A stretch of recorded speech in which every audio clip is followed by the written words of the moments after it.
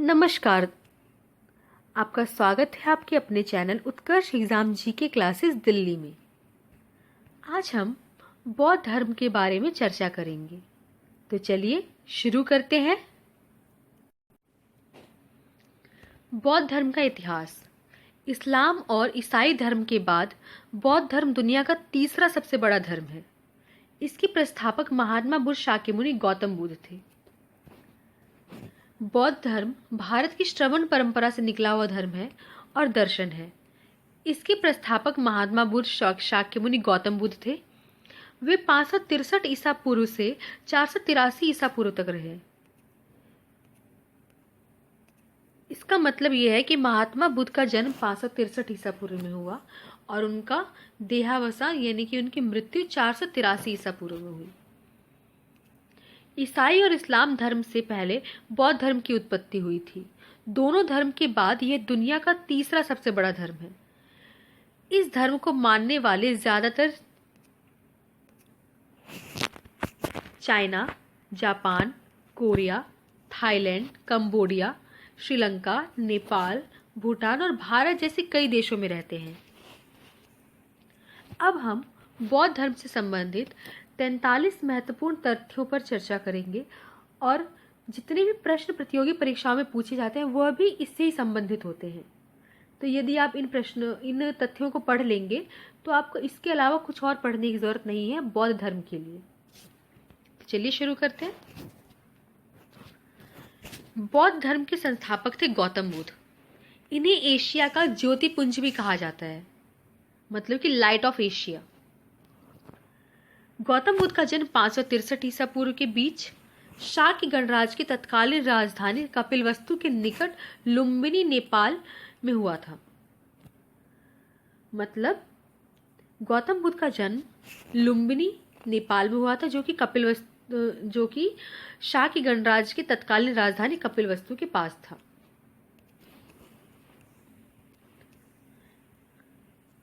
इनके पिता शुद्धोधन शाक्य गण के मुखिया थे। इनके पिता का नाम शुद्धोधन था, जो कि शाक्य गण के हेड यानी मुखिया थे। सिद्धार्थ के जन्म के 7 दिन बाद ही उनकी मां माया देवी का देहांत हो गया था। उनकी मां का नाम माया देवी था, अपनी सगी मां का नाम।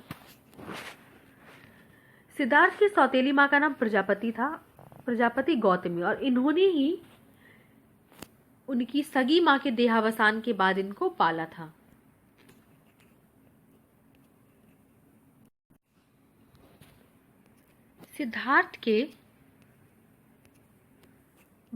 इनका बचपन का नाम सिद्धार्थ था।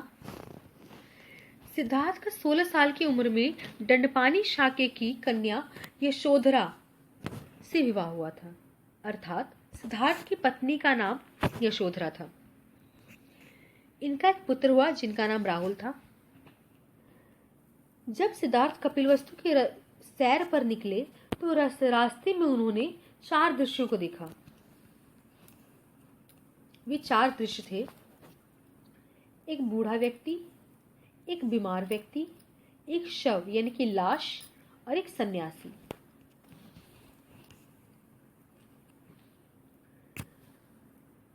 सांसारिक समस्याओं से दुखी होकर 29 वर्ष की अवस्था में उन्होंने घर को छोड़ दिया, जिसे बौद्ध धर्म में महाभिनिष्क्रमण कहा जाता है।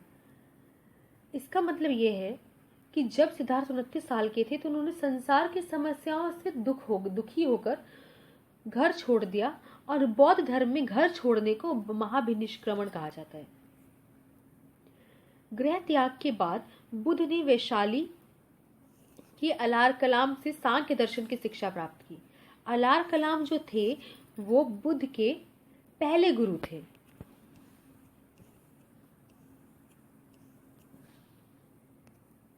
अलार कलाम के बाद सिद्धार्थ ने राजगीर के रुद्र करामपुत्र से शिक्षा ली।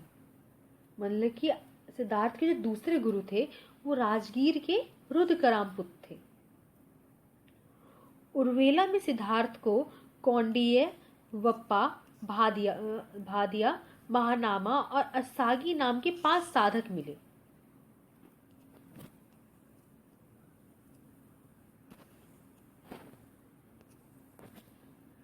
बिना अन्न जल ग्रहण के 6 साल तक बिना कुछ खाए पिए उन्होंने कठिन तपस्या की। उसके बाद 35 वर्ष की आयु में वैशाख पूर्णिमा की रात निरंजना नदी के किनारे, ये बहुत इंपॉर्टेंट लाइन है, इसको अच्छे से रट लीजिएगा।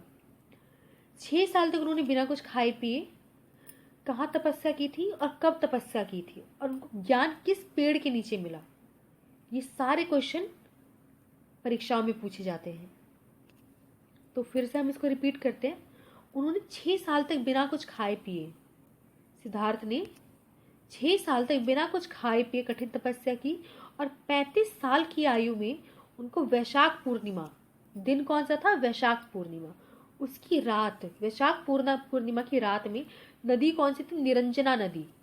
निरंजना नदी के किनारे पीपल के पेड़ों का नाम क्या था? जिस वृक्ष के नीचे सिद्धार्थ को ज्ञान प्राप्त हुआ था उस वृक्ष का नाम था पीपल। पीपल के वृक्ष के नीचे सिद्धार्थ को ज्ञान प्राप्त हुआ।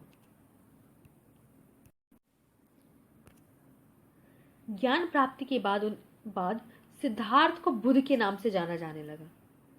जिस जगह उन्हें ज्ञान प्राप्त हो उसे बोध गया के नाम से जाना जाता है। यानी जो निरंजना नदी के किनारे जो पीपल का पेड़ था जहां सिद्धार्थ को ज्ञान प्राप्त हुआ उसे बोध गया के नाम से जाना जाता है।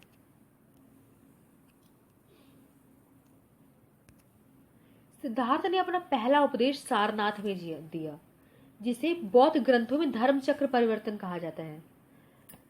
यानी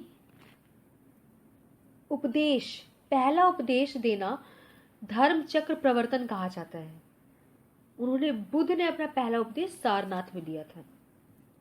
बुद्ध ने अपने उपदेश कौशल कौशाम्बी और वैशाली राज्य में पाली भाषा में दिए। अपने उपदेश उन्होंने कौशल, कौशाम्बी और वैशाली राज्य में पाली भाषा में दिए थे। बुद्ध ने अपने सर्वाधिक उपदेश कौशल देश की राजधानी श्रावस्ती में दिए। ये मिसप्रिंट हो रखा है, यह है श्रावस्ती।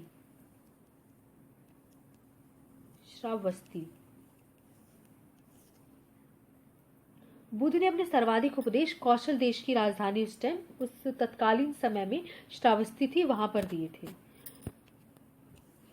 इनके प्रमुख अनुयायी शासक ये थे। पहला था बिंबिसार, दूसरा था प्रसेनजीत और तीसरा था उदयन। बुद्ध की मृत्यु 80 साल की उम्र में कुशीनगर में चिंद द्वारा अर्पित भोजन करने के बाद हो गई थी, जिसे बौद्ध धर्म में महापरिनिर्वाण कहा जाता है। ये बहुत इंपॉर्टेंट क्वेश्चन है। ये जो क्वेश्चन है ये बहुत इंपॉर्टेंट है कि महापरिनिर्वाण क्या होता है। महापरिनिर्वाण का मतलब है शरीर को त्याग देना। शरीर को त्यागना ही क्या कहलाता है? महापरिनिर्वाण कहलाता है बौद्ध धर्म में।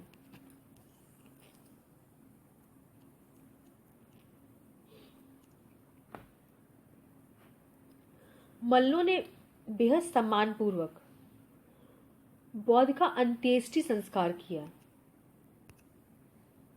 अंत्येष्टि संस्कार माने उनका अंतिम संस्कार किया।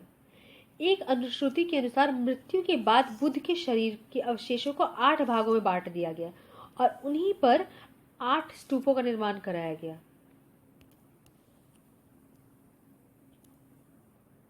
बुद्ध के जन्म और मृत्यु की तिथि को चीनी परंपरा के कौटेन अभिलेख के आधार पर निश्चित किया गया है। मतलब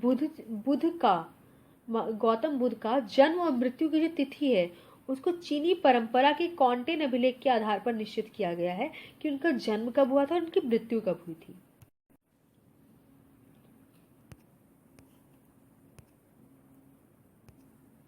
बौद्ध धर्म के बारे में ये जो विशद ज्ञान है वो हमें पाली त्रिपिटक से प्राप्त होता है। त्रिपिटक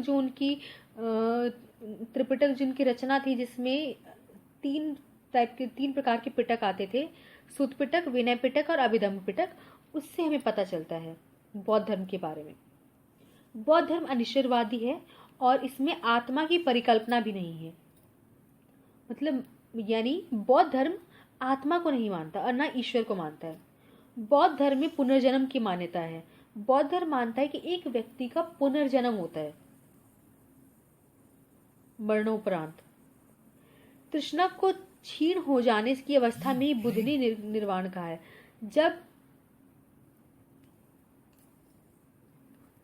जब किसी की इच्छा कम हो जाती है, खत्म हो जाती है, तो उसी बौद्ध धर्म में क्या कहा गया? निर्वाण कहा गया है।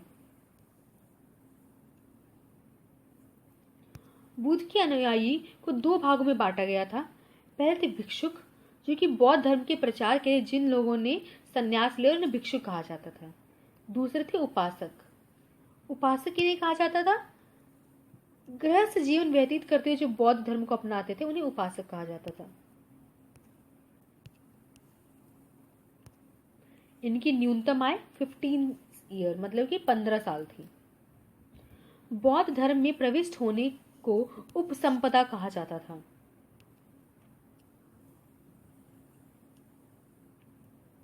प्रविष्ट बौद्ध धर्म के 3 रत्न हैं। पहला है बुद्ध, दूसरा धम्म और तीसरा है संघ। चतुर्थ बौद्ध संगीति के बाद बौद्ध धर्म को 2 भागों में बांटा गया। आप सब जानते हैं कि बौद्ध धर्म की 4 संगीतियां हुई थी। तो चौथी जब संगीति हुई थी बौद्ध धर्म की, उसके बाद बौद्ध धर्म को 2 भागों में बांटा गया था। एक था हीनयान, दूसरा था महायान। धार्मिक जुलूस सबसे पहले बौद्ध धर्म में ही निकाला गया था। धार्मिक जुलूस निकालने की जो परंपरा है वो सबसे पहले बौद्ध धर्म में ही निकाली गई थी। बौद्ध धर्म का सबसे पवित्र त्योहार वैशाख पूर्णिमा है।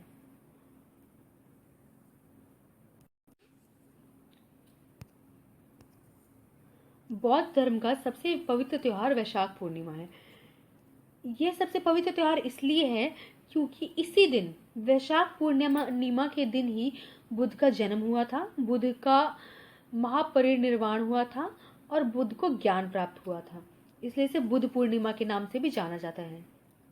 बुद्ध ने सांसारिक दुखों के संबंध में चार आर्य सत्यों का उपदेश दिया था। पहला है दुख, दूसरा दुख समुदाय, तीसरा दुख निरोध और चौथा है दुख निरोध गामिनी प्रतिपदा।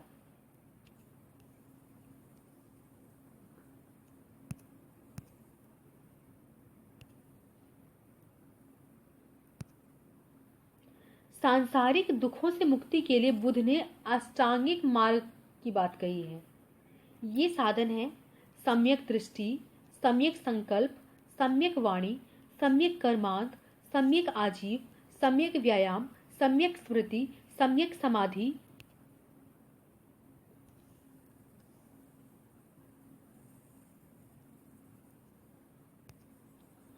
बुद्ध के अनुसार अष्टांगिक मार्गों के पालन करने के बाद ही मनुष्य की भव तृष्णा नष्ट हो जाती है। मतलब जितनी भी इच्छाएं मनुष्य की है, जब तक वह मनुष्य इन 8 मार्गों का पालन नहीं करेगा, तब तक उसकी तृष्णा, उसकी इच्छा नष्ट नहीं होगी, कम नहीं होगी और उसे निर्वाण प्राप्त नहीं होगा।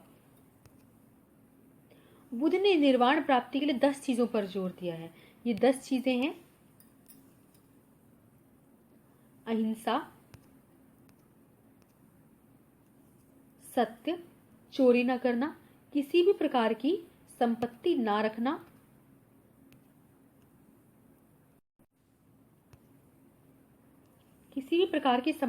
रखना, शराब का सेवन न करना, असमय भोजन न करना, सुखद बिस्तर पर न सोना, धन संचय न करना, महिलाओं से दूर रहना और नृत्य गान से दूर रहना। इसके अलावा बुद्ध ने मध्यम मार्ग का उपदेश दिया है। अनिश्वरवाद के संबंध में बौद्ध धर्म और जैन धर्म में समानताएं हैं। ना तो बौद्ध धर्म और ना ही जैन धर्म ईश्वर को मानता है। जातक प्रकथाएं प्रदर्शित करती हैं कि बोधिसत्व का अवतार मनुष्य रूप में भी हो सकता है और पशु के रूप में भी। इसका अर्थ यह है कि बुद्ध का अवतार मनुष्य के रूप में भी हो सकता है और पशुओं के रूप में भी हो सकता है। बोधिसत्व के रूप में पुनर्जन्म की श्रृंखला के अंतर्गत बुद्ध ने शाक मुनि के रूप में अपना अंतिम जन्म प्राप्त किया। बोधिसत्व के रूप में उनका जो पुनर्जन्म था वो शाक्य मुनि के रूप में हुआ।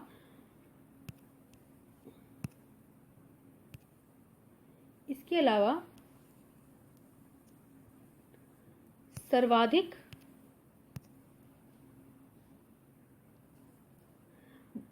बुद्ध की मूर्तियों का निर्माण गांधार शैली में हुआ है। अगर आपसे पूछा जाए यह प्रश्न कि बुद्ध की मूर्तियों का निर्माण अधिकतर किस शैली में हुआ है, तो वो कौन सी शैली है? गांधार शैली। गांधार शैली में सबसे ज्यादा मूर्तियों का निर्माण हुआ है। लेकिन बुद्ध की प्रथम मूर्ति मथुरा काल में बनाई गई थी। बुद्ध की जो प्रथम मूर्ति थी मथुरा कला के अंतर्गत बनाई गई थी। तो मैं आशा करती हूँ कि आपको ये वीडियो इंफॉर्मेटिव लगा होगा, जानकारी अधिक से अधिक जानकारी आपको मिली होगी। तो कृपया करके मेरे चैनल को लाइक, शेयर और सब्सक्राइब करें। धन्यवाद।